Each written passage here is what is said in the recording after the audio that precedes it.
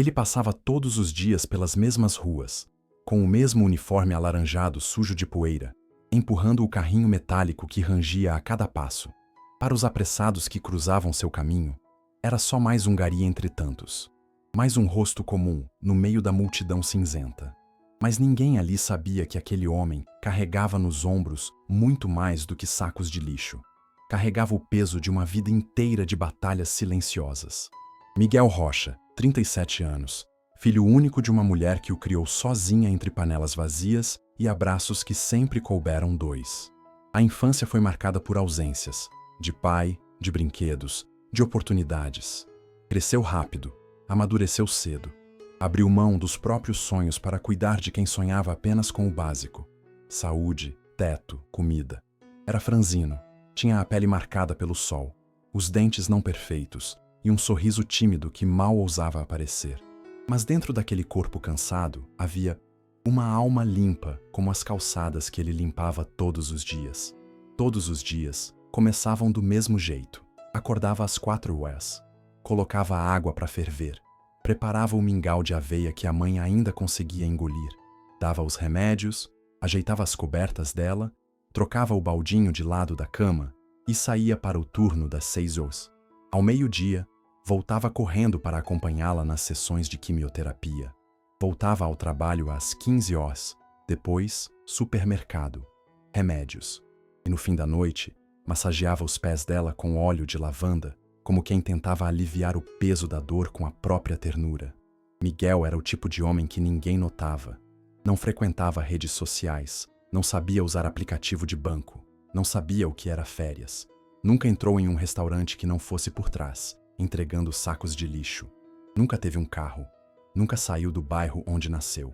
Mas sabia exatamente onde estavam as farmácias com desconto, o ponto de ônibus mais seguro e como dobrar a coberta da mãe sem acordá-la.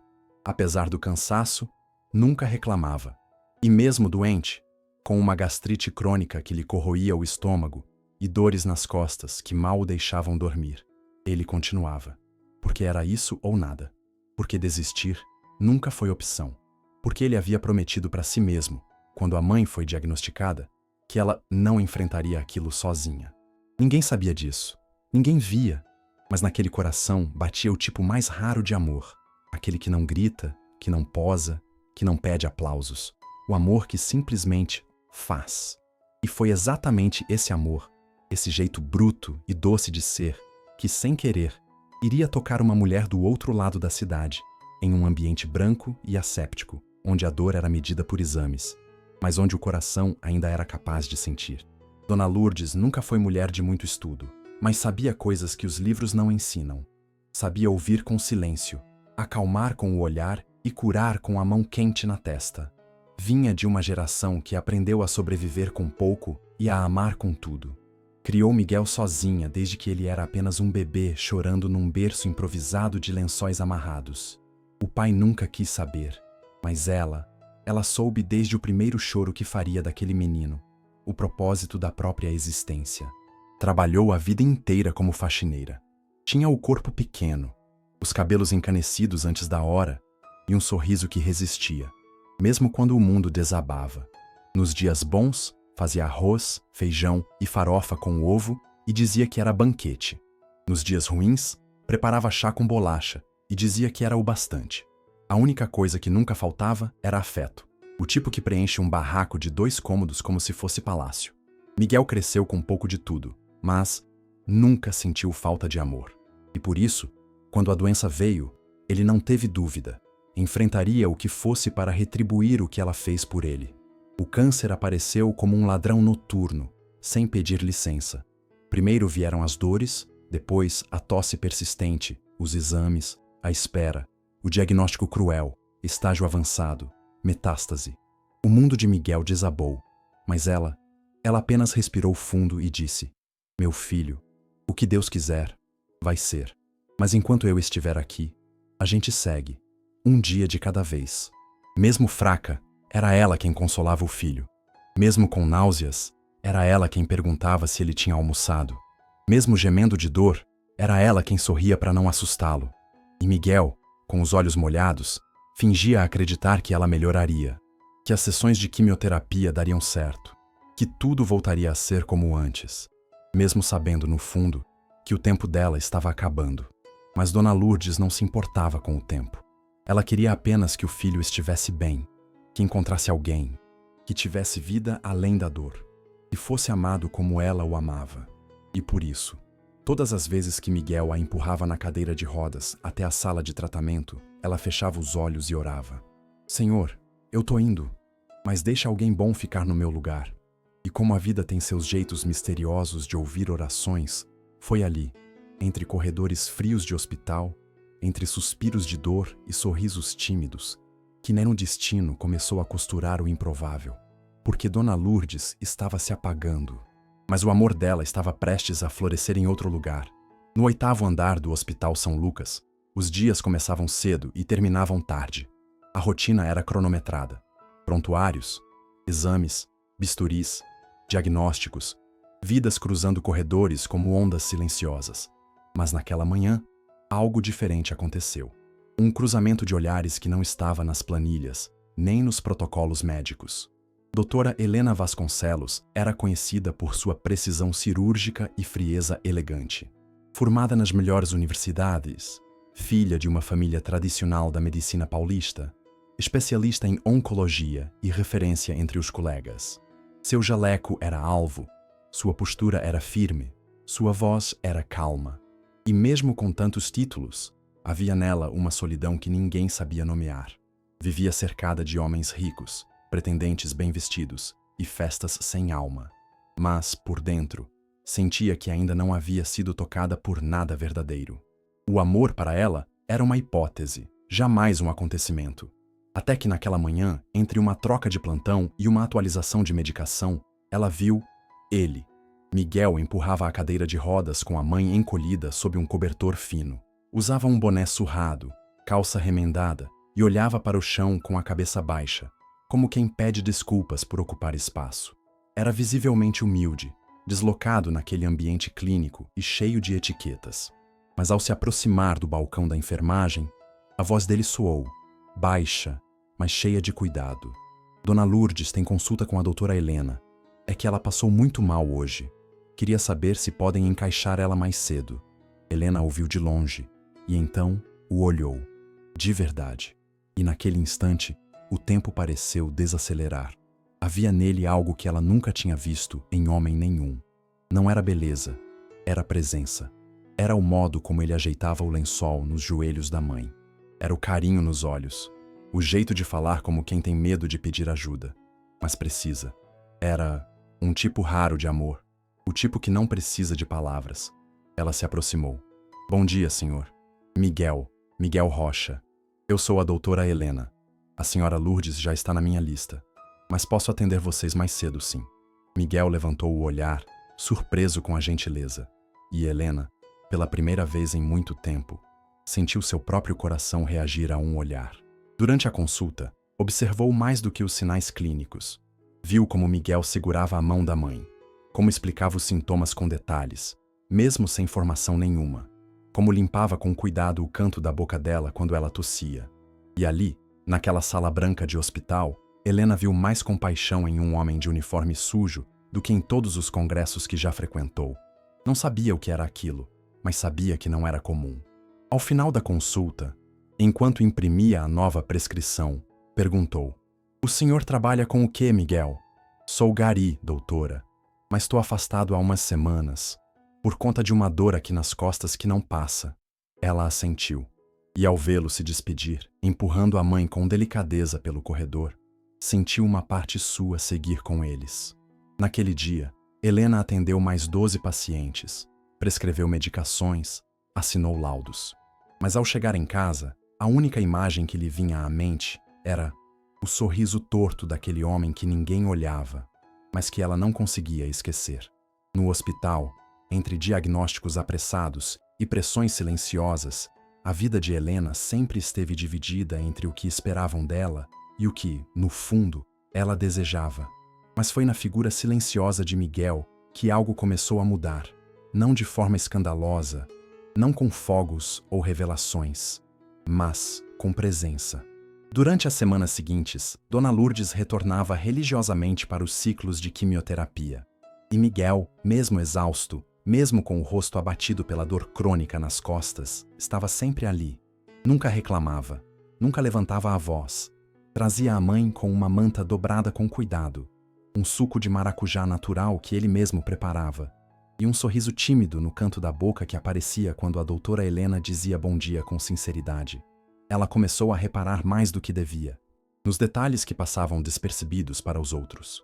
Como Miguel lia o nome de cada medicamento da mãe em voz alta para se certificar. Como fazia anotações num caderninho velho, anotando horários, reações e até dúvidas para a próxima consulta. Como ajeitava o jaleco dela nos ombros para que ela não sentisse frio. Como, mesmo sem saber ler os exames, ele sabia tudo o que importava. Certa tarde, Dona Lourdes precisou ser internada para observação. Helena passou no quarto como sempre fazia, mas dessa vez, Miguel estava sozinho. Sentado ao lado da cama, com os olhos vermelhos, as mãos entrelaçadas e uma respiração lenta, como quem recita uma prece sem palavras. Ela entrou devagar. Miguel! Ele levantou os olhos, surpreso. Doutora, eu achei que a senhora só passava aqui de manhã. Hoje eu quis ver como ela estava. E como você está? A frase o pegou de surpresa. Ninguém perguntava como ele estava. Nunca. Ele desviou o olhar. Tô bem. Quer dizer, a gente vai ficando, né? Um dia por vez. Ela se aproximou. Sentou-se na poltrona ao lado. Você já pensou em cuidar de si também? Miguel sorriu sem graça. Doutora, eu sou só um cara que empurra carrinho de lixo e tenta manter a mãe viva. Cuidar de mim é luxo que eu não posso pagar. Aquela resposta doeu nela mais do que qualquer diagnóstico, porque ele falava com naturalidade, como quem se acostumou a ser invisível. Mas naquele instante, Helena sentiu vontade de dizer: você não é só isso. Você é muito mais do que imagina. Não disse. Ainda não. Mas ficou. Conversaram por minutos que pareciam horas. Ela ouviu sobre sua infância, sobre os bolos que a mãe fazia no fogão a lenha, sobre o dia em que quase perdeu o emprego por faltar para levá-la ao posto. E sem perceber, riu com ele. Chorou com ele, se viu nele. E quando se despediu naquela tarde, uma frase ficou entalada na garganta. O mundo não vê a sua força, Miguel, mas eu vejo. Naquela noite, Helena sonhou com o som do riso dele e acordou com o coração apertado, como quem começa a sentir, mesmo antes de saber o que é. Era uma quarta-feira qualquer. O hospital estava em polvorosa com um caso urgente. Helena havia feito 3 cirurgias em sequência e o cansaço lhe cobria os ombros como um manto invisível. Mas por algum motivo, o nome Miguel Rocha seguia martelando em sua mente. Ela já havia tentado se convencer de que era apenas admiração, uma simpatia ocasional por um homem bom demais para este mundo. Mas a verdade é que seu coração já estava atravessando uma fronteira que ela jurava que jamais pisaria. Ao fim do expediente, soube que Dona Lourdes havia recebido alta e que Miguel estaria aguardando a liberação na recepção. Ela hesitou, respirou fundo e então, contrariando todos os filtros da razão, desceu até lá. Lá estava ele, sentado com a mochila no colo, as mãos entrelaçadas, os olhos baixos, esperando com paciência e cansaço no corpo. Quando a viu, levantou-se depressa, quase tropeçando. Doutora Helena, tá tudo certo? Tudo sim, Miguel. Sua mãe tá liberada. E você, já jantou? Ele a olhou, confuso. Não entendeu. Não processou. Eu? Não. Só comi um pão com café no almoço. Por quê? Ela sorriu. Porque eu Pela vou primeira primeira vez vez desarmada. Seria bom ter companhia. Miguel arregalou os olhos. Tentou recusar. Disse que estava suado, que não estava apresentável, que talvez ela se arrependesse. Mas ela apenas segurou a alça da bolsa e respondeu com firmeza suave. Eu só quero conversar. Com você. Do jeito que você é. E assim, naquela noite, um gari exausto e uma médica elegante dividiram uma mesa de canto numa padaria 24 horas, com guardanapos de papel, risos tímidos e olhares que tentavam esconder algo muito maior do que fome. Falaram de música, de infância, de comida. Riram de como Miguel odiava pepino. Helena contou que sempre teve medo de agulha, ironicamente. E em algum momento, entre o café com leite e o pão na chapa, Os olhares se cruzaram com mais tempo e menos defesa. Por que eu? Miguel perguntou, encarando os próprios dedos. Eu não sou bonito, não sou estudado, não tenho nem dentes perfeitos. Helena demorou um segundo antes de responder. Porque você é o único homem que eu conheci e sabe o que é amar de verdade. E isso, Miguel, isso não se aprende na faculdade. Isso se carrega no peito. Ele desviou o olhar, emocionado demais para responder, e ela respeitou o silêncio. Quando terminaram, caminharam juntos até o ponto de ônibus. Não houve beijo, nem promessa. Apenas um boa noite demorado e um aceno que ficou pairando no ar como uma prece. Mas ali, sob o poste de luz amarela de uma rua esquecida, algo havia nascido. Algo que não cabia mais nos dois. Algo que, mesmo em silêncio, já fazia barulho dentro do peito. Foi só uma questão de tempo. O mundo de Helena e o mundo de Miguel Maturana foram feitos para se cruzar, e todos à volta fizeram questão de lembrá-los disso. Depois daquele café silencioso e cheio de significados, eles passaram a se encontrar com mais frequência. Uma troca de mensagens rápida no fim do dia, um almoço discreto na lanchonete do hospital, um bilhete deixado junto ao prontuário de Dona Lourdes. Era tudo muito simples, muito leve, e por isso, tão profundo. Mas bastou Helena comentar com a irmã, em uma conversa informal de família, que estava saindo com um homem incrível, simples, de uma bondade rara, para o mundo real bater a porta com os dois pés.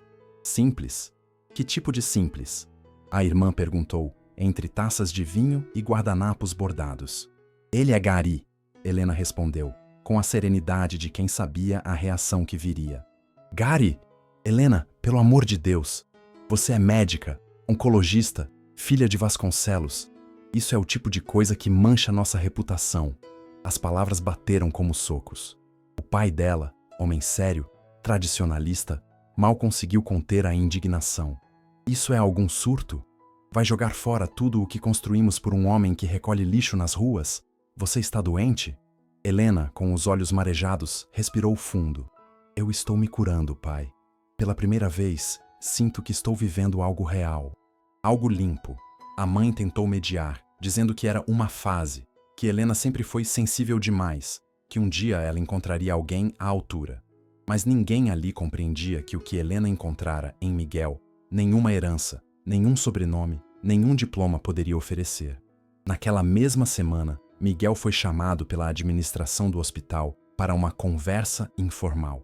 Alguém havia comentado sobre o comportamento inadequado dele nos corredores, sobre como excedia sua posição de acompanhante. A voz do administrador era polida, mas carregava o mesmo veneno. Senhor Miguel, sua presença aqui precisa ser apenas como acompanhante. Evite qualquer envolvimento que possa comprometer a imagem da instituição. Ele saiu da sala com as mãos suadas e o peito apertado. Sentiu vergonha, não por si, mas por ela. Temeu ser um peso, um erro, um obstáculo. Naquele mesmo dia, enviou uma mensagem para Helena. Curta, direta. Doutora Helena, obrigado por tudo. A senhora é luz. Mas acho melhor a gente parar por aqui. A senhora merece alguém do seu mundo. Helena viu a mensagem às 23h12. Ficou olhando para a tela por longos minutos. Chorou. Não de tristeza apenas, mas de raiva. Raiva de um mundo que mede amor por conta bancária. Raiva da covardia dos que nunca entenderão que a alma de alguém vale mais que qualquer aparência. Na manhã seguinte, vestiu o jaleco branco como armadura e, de cabeça erguida, entrou na sala onde Miguel esperava com Dona Lourdes. Bom dia, Miguel. Eu li sua mensagem. Ele não conseguiu encará-la. Foi melhor assim, doutora. Para você. Mas não para mim. Porque eu não quero alguém do meu mundo. Eu quero alguém que construa um mundo comigo. E eu escolhi você. E ali, diante de todos, com a mãe de Miguel sorrindo de canto e enfermeiras fingindo não escutar, ela estendeu a mão. E ele, com medo, amor e gratidão misturados, segurou. Não foi um gesto de rebeldia. Foi um ato de amor. E amor não precisa pedir licença para existir. A chuva daquela sexta-feira não parava de cair. Era como se o céu soubesse o que estava por vir. Os corredores do hospital estavam mais silenciosos do que o habitual, e até o barulho dos passos parecia respeitar o momento. Miguel sentia no peito um peso diferente. Não era cansaço, era presságio. Dona Lourdes já estava fraca há dias. Os exames mostravam avanço. Os médicos falavam em conforto, qualidade de vida, aceitação. Mas Miguel ainda preparava o suco com esperança. Ainda ajeitava o travesseiro como se ela fosse se levantar. Ainda acreditava, ou fingia acreditar, que o milagre viria. Helena, com o coração dilacerado, já sabia o que precisava dizer. Mas como dizer a um filho que dedicou cada gota de si que o fim está próximo? Entrou no quarto devagar, segurando a prancheta como se ela pudesse protegê-la da dor.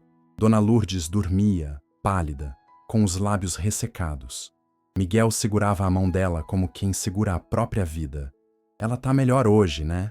Dormiu a noite toda, disse com um sorriso que tremia. Helena se sentou ao lado, baixou os olhos, respirou fundo. Miguel, a gente vai precisar conversar. A frase foi como um trovão mudo. Ele entendeu. Antes mesmo das palavras seguintes, ele entendeu, mas não chorou.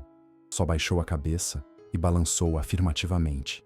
Como quem já esperava, mas ainda assim sangra. Ela sente dor? Ele perguntou, com a voz quebrada. Não, a gente tá cuidando para isso. Então eu só quero que ela não sofra, mesmo que doa em mim, mesmo que me arranque tudo. Naquela noite, Helena ficou, de jaleco, mas também de alma. Sentou-se no chão ao lado da cama. Miguel dormiu com a cabeça encostada no colchão, segurando a mão da mãe. E pela primeira vez, Helena tocou seus cabelos com a mesma delicadeza com que se toca uma ferida. Foi ali, naquele quarto apertado, entre aparelhos e silêncio, que ela percebeu. Nunca tinha amado ninguém. Não de verdade. Até agora. Nos dias seguintes, ela o ajudou a alimentar Dona Lourdes, a trocá-la, a rezar com ela. E Dona Lourdes, mesmo fraca, sorria. Ela sabia que estava indo, mas também sabia que estava deixando Miguel nos braços certos. Meu filho, ela sussurrou uma tarde, enquanto Helena saía do quarto. Essa moça aí é seu recomeço. E eu posso ir em paz se você prometer que não vai se fechar. Mãe, promete, Miguel. Ama, por mim. Ele chorou como nunca. E prometeu. E na noite seguinte, ela partiu. Silenciosamente, sem dor, de mãos dadas com o filho, com o coração em paz. O enterro foi simples, como ela queria. Sem flores caras, sem discursos longos, só com gente de verdade. Helena ficou o tempo todo ao lado dele. E quando ele quase caiu, foi ela quem o segurou. Quando ele gritou de dor no peito, foi no colo dela que chorou. E ali, entre a perda e o abraço, o amor floresceu, com mais força. Porque às vezes, é preciso perder tudo para descobrir quem realmente ficou. A voz de Dona Lourdes não ecoava mais pelos corredores da casa. A chaleira que ela tanto usava para o chá já não apitava. O rádio antigo, sempre sintonizado na estação preferida dela, agora descansava em silêncio sobre a mesinha. Mas dentro de Miguel, tudo ainda vibrava com a presença da mãe. As frases, os gestos, os conselhos sussurrados ao pé do ouvido, tudo seguia ali, gravado no peito feito tatuagem que o tempo não apaga. Nos dias que seguiram o sepultamento, Miguel se fechou no próprio luto. Mesmo com o amor de Helena ao seu lado, mesmo com o apoio que nunca pensou que teria, a ausência da mãe era um buraco profundo. Dormia pouco, comia mal, evitava conversas. A dor o atravessava em ondas, às vezes suaves, às vezes devastadoras. Mas o que o sustentava, mesmo sem perceber, era uma promessa. Na última semana de vida, ainda lúcida apesar da fragilidade, Dona Lourdes pediu para ficar a sós com ele. Estavam no hospital, o sol entrando de leve pela janela, o quarto calmo. Ela pediu que ele se sentasse perto. Miguel segurou sua mão fina e gelada. Meu filho, ela disse com a voz fraca, mas firme. Tem uma coisa que eu quero que você me prometa.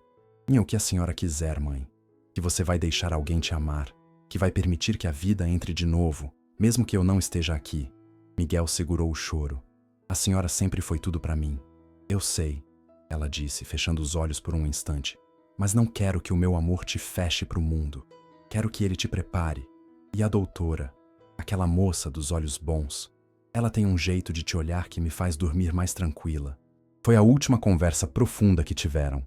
Agora, Dias depois da despedida, Miguel caminhava até o mesmo hospital, não mais como acompanhante, mas como homem disposto a cumprir a promessa feita.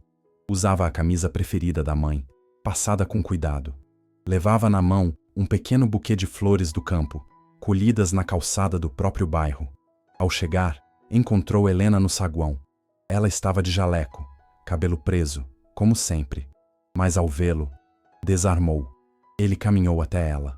Eu não sou bom com palavras, mas tem uma que eu preciso te dizer.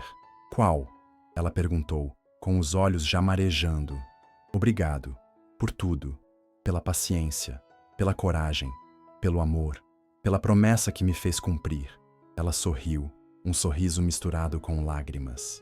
Foi ela, né? A Dona Lourdes. Foi. Ela te viu antes de mim. E eu tô aqui hoje para dizer que agora eu também te vejo. Helena largou a prancheta. O hospital podia esperar. Os protocolos, os atendimentos, os plantões, tudo podia esperar. Porque naquele instante, o amor era a única urgência. E quando se abraçaram ali, no meio da recepção lotada, entre cadeiras de plástico e ruídos de fundo, foi como se o mundo inteiro ficasse em silêncio. Dona Lourdes se foi, mas o pedido dela seguia vivo. E o amor, agora, tinha onde morar. A ausência de Dona Lourdes não era feita apenas de silêncio, era feita de eco. Em cada canto da casa havia um vestígio dela. No armário com os potes plásticos empilhados, na toalha de crochê sobre o sofá, na xícara com flor desbotada esquecida sobre a pia. Miguel passava os dias esbarrando em memórias. Às vezes sorria, às vezes desabava. Mas o luto nunca seguia um roteiro. Helena tentava ser forte. Estava ali todos os dias, mesmo com a rotina exaustiva do hospital. Preparava o café, lavava a louça, organizava o que podia, mas acima de tudo, ela sabia ouvir. E era esse silêncio compartilhado que mais curava. Miguel não era bom em demonstrar, mas o olhar dele falava. E Helena entendia. Entendia que, por mais que ela ocupasse agora o centro daquele lar, havia um pedaço do coração dele que ainda morava no quarto onde Dona Lourdes partiu. E isso não a afastava. Pelo contrário, aproximava, porque ela também havia se apegado àquela mulher forte, doce, que mesmo no fim da vida teve forças para unir duas almas que talvez jamais se encontrassem. Uma tarde, enquanto organizavam roupas antigas em caixas, Miguel encontrou um caderno de Dona Lourdes. Eram anotações simples, receitas, contas, frases soltas. Mas na última página, escrita com letra trêmula, havia uma frase que os dois jamais esqueceriam. Se meu filho sorrir depois que eu for, então eu vivi para cumprir meu papel. Helena leu em voz alta. Miguel desabou. Chorou de joelhos, com o rosto entre as mãos, como quem libera tudo aquilo que guardou por semanas. E Helena se ajoelhou ao lado dele, abraçando-o com firmeza, como se dissesse: você não vai afundar sozinho. Foi a partir dali que o luto virou semente. Não deixou de doer, mas passou a gerar raízes novas. Passaram a visitar juntos o túmulo, levar flores do campo, as preferidas dela. Miguel retomou o trabalho aos poucos. Helena organizou uma pequena biblioteca em casa, com os livros de medicina da mãe que ela nunca pôde usar, mas que agora serviam para recomeços. E um dia, Miguel chegou com um pote de vidro nas mãos. Dentro, havia pequenos recortes, bilhetes, frases que a mãe dele dizia no dia a dia. Isso é para nossa filha, ele disse sem aviso. Nossa filha? Helena perguntou, surpresa. É, quando ela chegar, eu quero que ela conheça a avó dela, mesmo que nunca a veja. Helena chorou, não pelo susto da ideia, mas pela certeza que vinha com ela. E como vai ser o nome dela? Miguel não hesitou. Maria Lourdes. E naquele instante, a dor virou homenagem, a ausência virou nome, e a partida virou continuidade. Porque o amor verdadeiro não termina com a morte. Ele apenas muda de forma e segue vivo em quem fica. O dia do casamento não teve catedral, tapete vermelho ou vestido de grife, mas teve céu limpo, cheiro de pão assando no forno e música tocando baixinho num rádio emprestado. A cerimônia aconteceu na laje da casa onde Miguel cresceu, com vista para as roupas no varal, os muros rachados da vizinhança e o horizonte pintado de esperança. Helena entrou de vestido branco simples, mas com o olhar mais cheio de vida que já havia carregado. Ali estavam os poucos, porém verdadeiros. Colegas de trabalho do hospital, amigos da varrição, Dona Aparecida do armazém, seu Raimundo do ponto de ônibus e até o padre que costumava visitar os pacientes terminais. Todos sabiam que estavam presenciando algo raro, um amor que não nasceu de aparência, nem de coincidência, mas de cuidado. Miguel vestia uma camisa azul clara passada com esmero.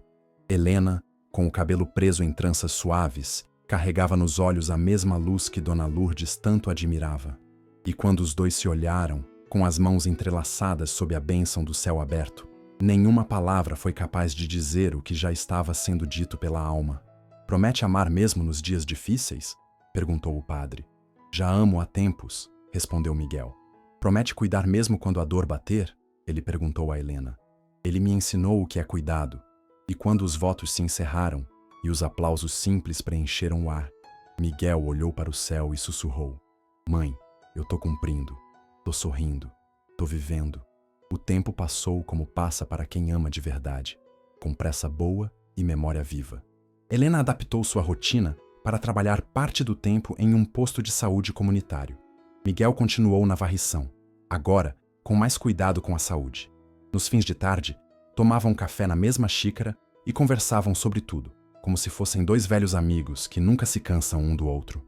E então veio ela, Maria Lourdes, pequenina, rosada, com os olhos da mãe e o sorriso torto do pai. Nasceu num parto tranquilo, em um hospital onde todos sabiam quem era o casal e onde os profissionais se emocionaram ao ver o nome escrito na pulseirinha da bebê. Quando Miguel pegou a filha no colo pela primeira vez, chorou em silêncio. "Ela vai saber quem foi a avó dela", disse, acariciando a testa da recém-nascida. "Vai saber que veio de um amor que resistiu ao mundo inteiro." Helena, deitada na maca, observava a cena com o coração transbordando. Sabia que agora, mais do que nunca, tinha um lar, não de paredes, mas de almas. E a casa, antes silenciosa, voltou a ter vozes, risos, passos pequenos. O cheiro do mingau voltou a ocupar a cozinha. E na prateleira ao lado da porta, ao lado do porta-retratos da mãe de Miguel, um bilhete escrito à mão dizia: "Se meu filho sorrir depois que eu for, então eu vivi para cumprir meu papel." E ele estava sorrindo, porque o amor dela não acabou. Virou alicerce, virou filha, virou lar.